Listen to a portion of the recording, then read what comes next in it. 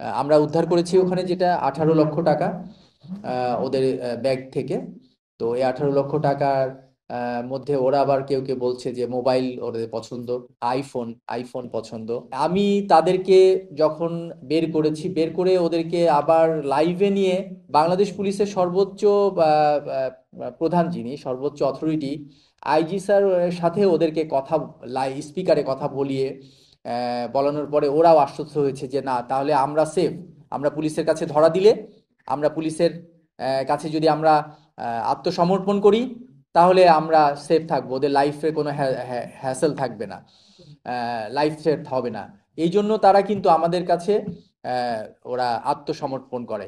তারা অস্ত্রগুলো, আমি বলেছি আগে আপনারা তো, তোমরা আগে অস্ত্রটা দিয়ে দিবা, তারপরে তোমরা তোমাদের টাকা নিয়ে তোমরা বের হয়ে আসবা, আমরা তোমাদেরকে সম্পূর্ণ সেফটি সিকিউরিটি সব দিয়ে আমরা ওদেরকে গাড়িতে করে নিয়ে এসে, আমরা এতক্ষণ ধরে আপনাদেরকে একটু সময় লাগলো কারণ তাদের অনেক কিছু জিজ্ঞাসাবাদ করেছি।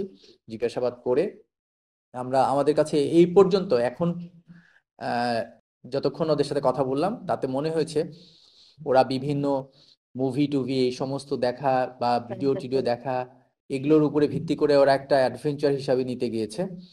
তো তারপরে আমরা বলেছি যে তারা টাকাটা তোমরা কি করতে চাও, ওরা ওইখানে বলেছিল যে তারা পেশেন্টকে দিতে চায়, কিন্তু আমরা এখনো পর্যন্ত পেশেন্টের যে নাম দিয়েছে, তার ঠিকানা দিয়েছে, এগুলো ব্যাপারগুলো আমরা যাচাই বাছাই করছি। এখনো আমরা কনক্রিট ওইটার সিদ্ধান্ত নিতে পারছি না যেটা আসলে ওরা, ওদের মোটিভটা এটাই ছিল কিনা।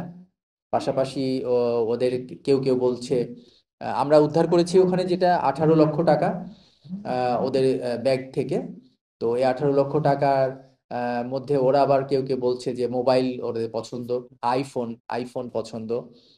তো আইফোন কেনার একটা কথা বলছে।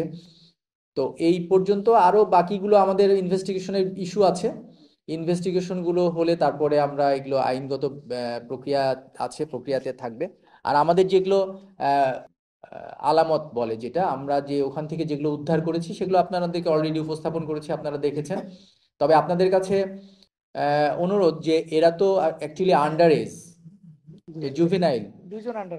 এদের এই দুই এদের ছবি আসলে আমাদের কিন্তু এগুলো ইন্টারন্যাশনাল রুলে এগুলো আপনাদের প্রচার করা আমাদের উচিত হবে না। আপনারা চেষ্টা করবেন ব্লার করে ওগুলোকে প্রচার করা, কারণ ওদের ভবিষ্যৎ আছে।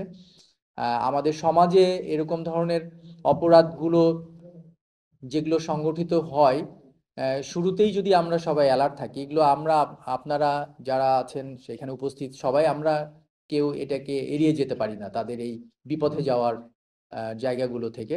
তো আমরা অ্যালার্ট হব যে আমাদের আশেপাশে যারা এরকম ধরনের সন্তানরা আছে, ছোট ভাইরা আছে, পরিবার আছে, তাদেরকে আমরা যেন এই সমস্ত ব্যাপারগুলোকে অ্যাওয়ার বিল্ড আপ করার জন্য, তাদেরকে সচেতন করার জন্য আমরা যেন সামাজিকভাবে কিছু দায়িত্ব নিয়ে কাজ করি।